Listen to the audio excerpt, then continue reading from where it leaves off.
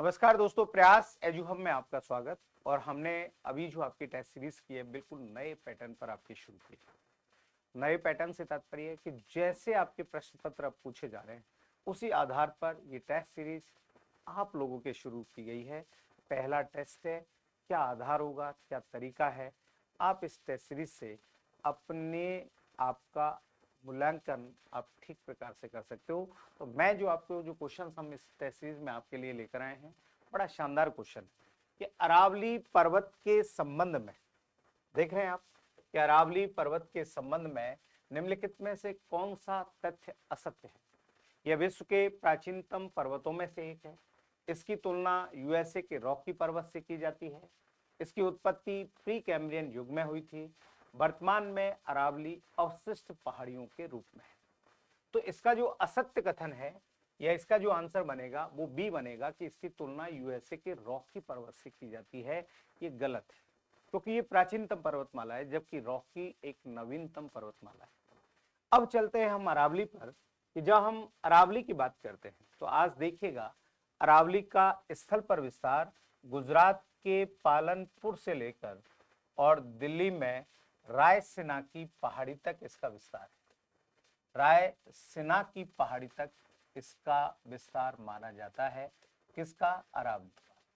अरावली की स्थल पर लंबाई, अरावली की स्थल पर जब लंबाई की बात करते हैं तो अरावली की स्थल पर लंबाई आपके 692 किलोमीटर है। किन किन राज्यों में अरावली का विस्तार है? जब बात यह आती है कि अरावली का विस्तार बताइएगा आपके किन किन राज्यों में है, तो अरावली का जो विस्तार है वो आपके गुजरात में है। गुजरात के अलावा राजस्थान में है। राजस्थान के अलावा हरियाणा में है। और केंद्र शासित प्रदेश आपके कहाँ है बताओ? दिल्ली में है। यूटी की बात करें तो आपके दिल्ली में भी इसका विस्तार है। तो गुजरात, राजस्थान, हरियाणा और दिल्ली, इनमें अरावली का विस्तार है। स्थल पर लंबाई 692 किलोमीटर है। मित्रों, ये जो अरावली है, इस अरावली का उद्भव हम अरब सागर से मानते हैं। देख रहे हो आप इंडिया का मैप, तो यहाँ हम इसका उद्भव अरब सागर से मानते हैं कि अरब सागर से हम इसका उद्भव मानते हैं। ये भी आप बड़ा ध्यान में रखना कि अरब सागर से मानते हैं। केरल राज्य के तट के निकट से इसका उद्भव माना जाता है। लेकिन जैसे समयबद्ध तरीके से बर्फ पिघलती गई, अरावली की छोटी छोटी पहाड़ियां आपके जल में डूबती ही चली गई, इसलिए अब स्थल पर ये अरावली स्थित है। दूसरा ये है कि जब हम इस अरावली की बात करते हैं तो अरावली का निर्माण बिल्कुल प्री कैम्ब्रियन युग में हुआ। ये आपको ध्यान में रखना है। ये पूछ लिया जाए, बताओ अरावली का निर्माण कब हुआ, तो प्री कैम्ब्रियन युग में हुआ। अरावली बिल्कुल एक प्राचीन वलित पर्वतमाला है, न कि ये जो है आपके नवीन वलित पर्वतमाला है। अरावली एक प्राचीन वलित पर्वतमाला है, ये भी आप ध्यान में रखना। अरावली एक अवशिष्ट पर्वतमाला है। अवशिष्ट का मतलब क्या होता है कि वे धरातल के ऊंचे उठे भाग जो आधे से ज्यादा अपरदित हो गए, तो शेष बचे जो भाग होते हैं वो अवशिष्ट होते हैं। It's a relic mountain, it's a relic mountain. ठीक है, तो ये आपको ध्यान में रखना। अच्छा, अरावली का आकार जो है वाद्य यंत्र तानपुरे के समान माना जाता है। कि वाद्य यंत्र किसके समान माना जाता है? तो तानपुरे के समान हमारे यहाँ पर अरावली का आकार माना जाता है, कि तानपुरे के समान माना जाता है। दूसरा ये है कि अरावली जो है इसका आकार कर्णावत भी माना जाता है। कि अरावली का आकार कैसा माना जाता है? कर्णावत। वाद्य यंत्र किसके समान मानते हैं? तानपुरे के समान मानते हैं। अच्छा, अरावली की राजस्थान में लंबाई की बात आती है तो राजस्थान में लंबाई 550 किलोमीटर है। अर्थात अरावली की लंबाई का 80% भाग राजस्थान में है। कि अरावली की लंबाई का 80% भाग राजस्थान में है। लंबाई का 80% भाग जो है वो आपके कहां पर है बताओ? राजस्थान में। अरावली की औसत ऊंचाई 630 किलोमीटर है। कि पूछ लिया जाए कि अरावली की औसत ऊंचाई कितनी है, तो अरावली की औसत ऊंचाई जो है वो आपके 600 औसत ऊंचाई जो है वो 930 मीटर है। ये आप ध्यान में रखना। औसत ऊंचाई की बात आ रही है, हम औसत ऊंचाई पे करते हैं तो 930 मीटर है। अरावली की राजस्थान में लंबाई 550 है, देश में लंबाई 692 किलोमीटर है। दूसरी बात, अरावली की लंबाई का 80% भाग कहाँ पर है? राजस्थान में है, प्री कैम्ब्रियन युग में बनी। ठीक है, इसके समय में माना जाता है कि यूएसए में अपलेशियन और ब्रिटेन में कैम्ब्रियन बनी। तो रॉकीज एक नवीन वलित पर्वतमाला है, जैसे रॉकीज है, एंडीज है, हिमालय है, एटलस है। ठीक है, यूरोप में आल्प्स है, ऑस्ट्रेलिया की ग्रेट डिवाइडिंग रेंज है। ऐसी जो पर्वतमाला है ये सब नवीन वलित पर्वतमाला है और ये काफी बाद में आपकी बनी है। कार्बोनिफेरस काल में इनका काम शुरू हुआ और एक खास तौर पर ये पैलियोसिन जैसे ऐसे एज आते हैं, कैनेजोइक में आते हैं, पैलियोसिन, इओसिन, ओलिगोसिन, मायोसिन, उनमें जाकर इनका पूर्णतः क्या हुआ? निर्माण हुआ। इसलिए रॉकीज पर्वतमाला इसके समय की नहीं है। बाकी तीनों जो विकल्प हैं उनके बारे में मैंने आपको बता दिया है। ठीक है, ये आप ध्यान में रखना। एक चीज और नोट कर लीजिएगा, मैं वैसे रिपीटेशन ऑफ वर्ड से हम लोग बचते हैं, लेकिन अरावली का उद्भव अरब सागर से माना जाता है, ऐसा विद्वानों का मानना है। और ये एक अवशिष्ट पर्वतमाला है, प्राचीन पर्वतमाला है, प्री कैम्ब्रियन युग में बनी है। और स्थल पर लंबाई, क्योंकि गुजरात के पलसाना से, वो गुजरात के पालनपुर से और दिल्ली में रायसीना के हिल तक इसकी लंबाई जो है वो 692 किलोमीटर है। ठीक है, अगला जो प्रश्न है हमारे इसी सीरीज का, बड़ा अच्छा प्रश्न है कि पूर्वी मैदानी प्रदेश के अंतर्गत कौन कौन से बेसिन शामिल हैं जो पूर्वी मैदान में आते हैं। ठीक है, पहला है माही बेसिन, तो बिल्कुल इसका पार्ट है। दूसरा है चंबल बेसिन, तो ये भी इसका पार्ट है। तीसरा है बाणगंगा बेसिन, तो ये भी इसका पार्ट है। ठीक है, चौथा है आपके लूनी बेसिन, तो पूर्वी मैदानी प्रदेश का भाग लूनी बेसिन नहीं है। तो इसका मतलब इसका जो सही आंसर आपके बनेगा पूर्वी मैदान का, वो बनेगा 1, 2, 3, मतलब कि ए आंसर बनेगा। ठीक है, फिर बात आती है बेसिन की, what is the mean of basin. तो नदी क्या करती है, जब बहकर आती है तो अपने प्रवाह क्षेत्र में तलछट, अवसाद, मिट्टी, कंकड़, पत्थर लेकर आती है, तो उनसे बना भाग क्या होता है? बेसिन होता है। आज हमारे राजस्थान में कुल 8 बेसिन है। कुल कितने बेसिन है? 8 बेसिन है राजस्थान में। देखो, 4 बेसिन तो आपके अर्ध शुष्क प्रदेश में आते हैं। कौन से प्रदेश में आते हैं? अर्ध शुष्क में। और 4 जो बेसिन हैं वो आपके पूर्वी मैदान के अंतर्गत रखे जाते हैं। कौन से मैदान के अंतर्गत? कि पूर्वी मैदान के अंतर्गत रखे जाते हैं। ठीक है, राजस्थान में कुल 8 बेसिन है, तो 4 बेसिन तो अर्ध शुष्क प्रदेश में है और 4 बेसिन आपके पूर्वी मैदान में। तो मैं पहले आपको पूर्वी मैदान के बता रहा हूं कि हमारे यहाँ पर जैसे आपके जयपुर है, दौसा है, अलवर है, कोटपुतली, बहरोड है, भरतपुर है, तो इधर क्या है कि बाणगंगा नदी का प्रभाव क्षेत्र बहुत ज्यादा है, तो इसको हम बाणगंगा नदी बेसिन कहते हैं। ये पूछ लिया जाए पूर्वी मैदान में, तो एक को हम बाणगंगा नदी बेसिन कहते हैं। दूसरा, जैसे आपके राजसमंद है, भीलवाड़ा है, चित्तौड़गढ़ है, अजमेर है, टोंक है और सवाई माधोपुर का वह भाग जहां चंबल नदी आपके किससे मिलती है? बनास से मिलती है, तो उसको हम बनास बेसिन कहते हैं। ये पूछ लिया जाए, बताओ कौन सा बेसिन कहते हैं? तो बनास बेसिन कहते हैं।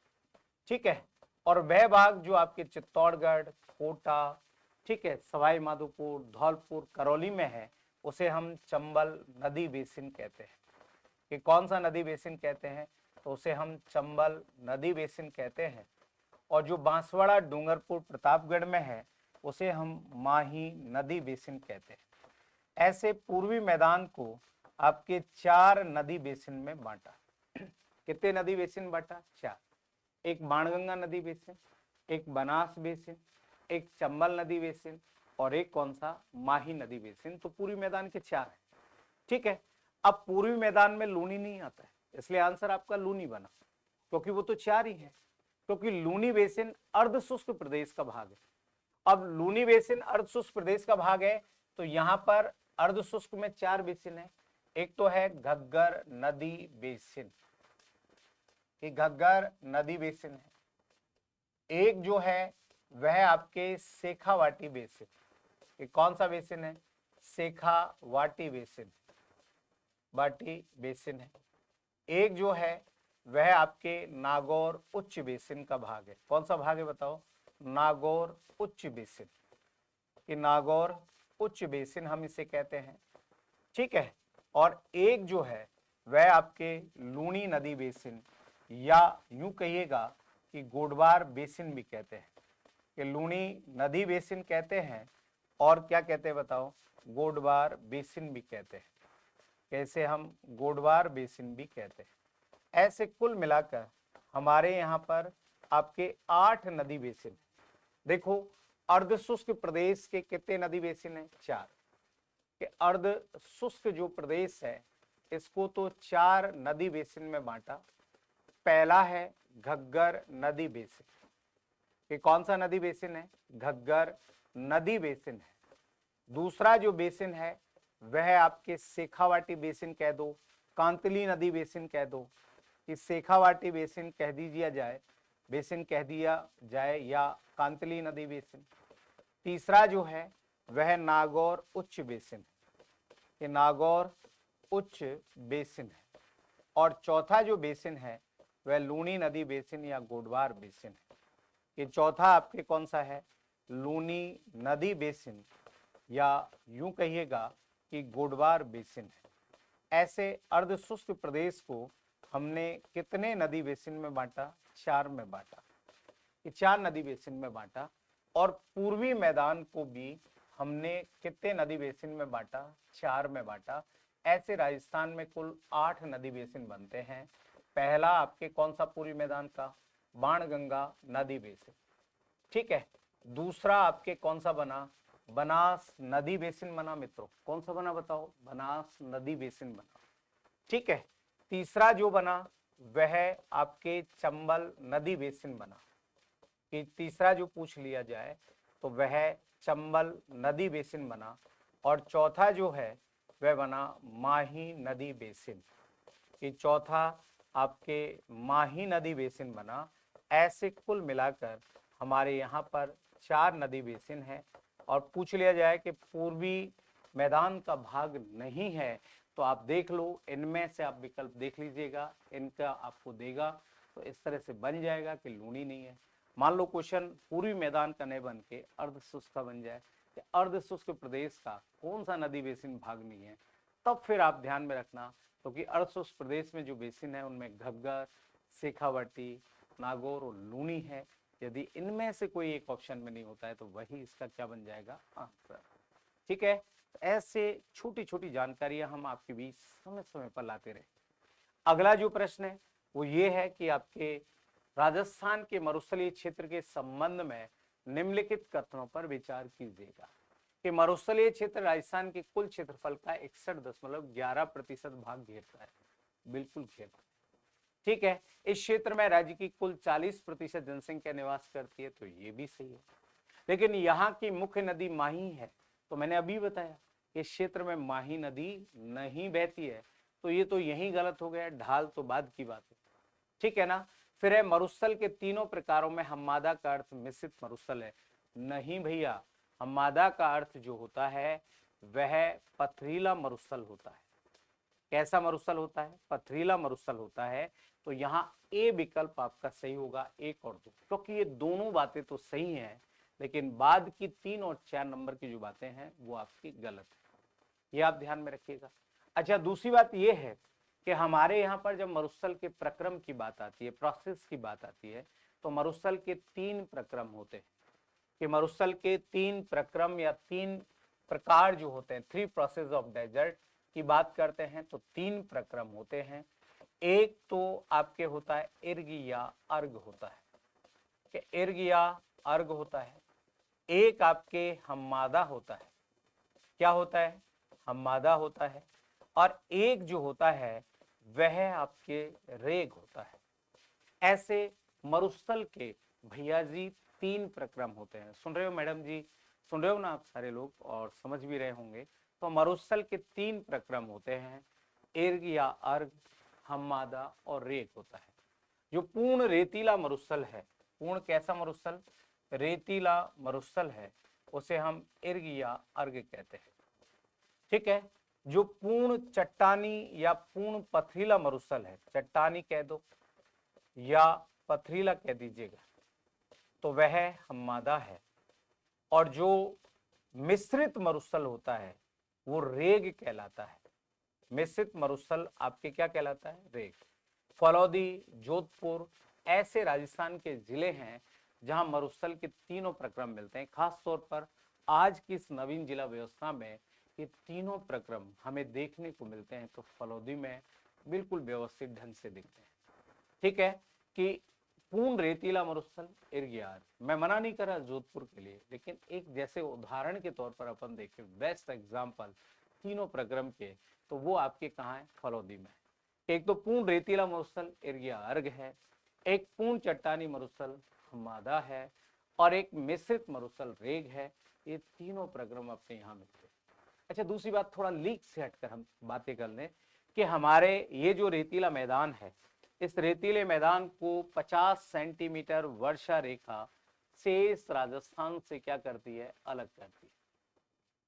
50 सेंटीमीटर वर्षा रेखा पश्चिमी रेतीले मैदान को शेष राजस्थान से अलग करती है। 61.11% भाग पर फैला है। 40% जनसंख्या निवास करती है। प्लिस्टोसिन काल के उत्तर में बना है ये पश्चिमी रेतीला मैदान, प्लिस्टोसिन काल के उत्तर में, और ये टैथिस सागर का अवशेष है। ठीक है कि किसका अवशेष है? टैथिस सागर का।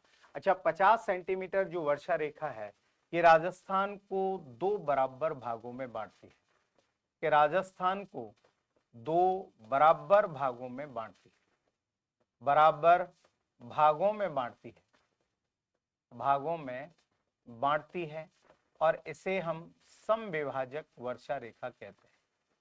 कैसे हम कौन सी वर्षा रेखा कहते हैं? समविभाजक वर्षा रेखा भी कहते हैं, वर्षा रेखा भी कहते हैं।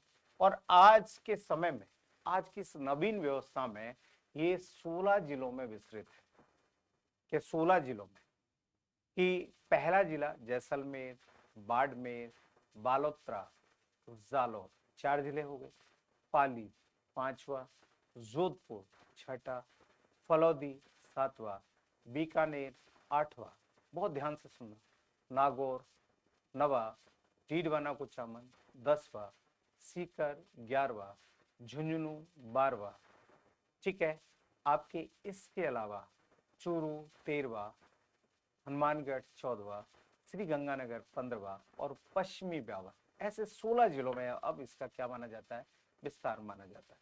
मरुस्थल जलवायु परिवर्तन के कारण, जो पश्चिमी रेतीला मैदान है ना मित्रों, जलवायु परिवर्तन के कारण, वर्षा की कमी के कारण अब ये पूरब की ओर बढ़ रहा है, और इसके बढ़ने की प्रक्रिया को हम मार्च ऑफ डेजर्ट कहते हैं।